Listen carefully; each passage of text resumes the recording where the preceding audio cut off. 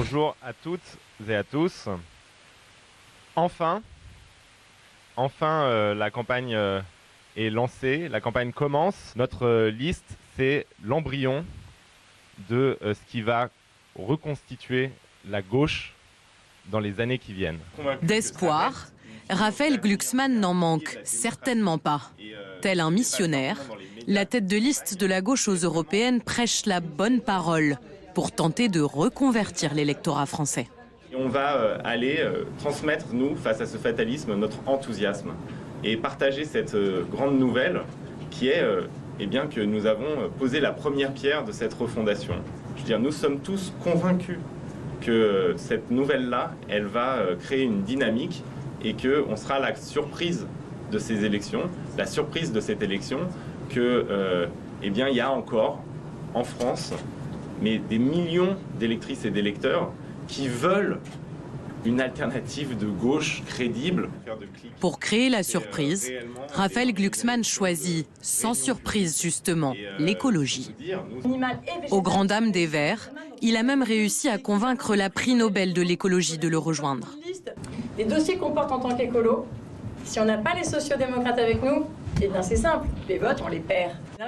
Derrière ces nouveaux visages, la rose du Parti socialiste manque de lumière pour espérer éclore à nouveau. Le secrétaire général du Parti socialiste, Olivier Faure, observe de loin dans le public avant de finalement justifier l'existence de cette liste commune. Ça n'était pas facile pour un socialiste comme moi d'accepter l'idée que la moitié de cette liste ne soit pas composée de socialistes. Vous imaginez le nombre de personnes que nous avons frustrées parce qu'elles auraient mérité d'être sur cette liste en bonne position. Et pourtant, nous ne l'avons pas fait.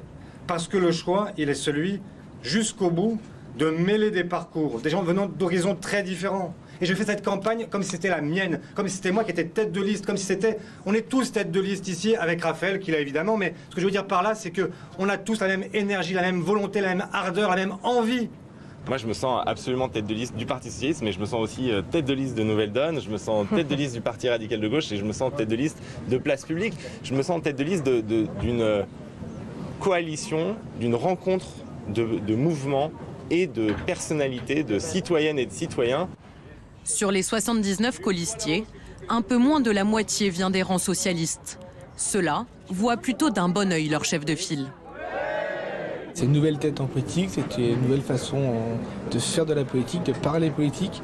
Donc je pense que la gauche a besoin de ça. On voit que c'est pas un professionnel de la politique, mais je ne crois pas que ce soit une tare en soi.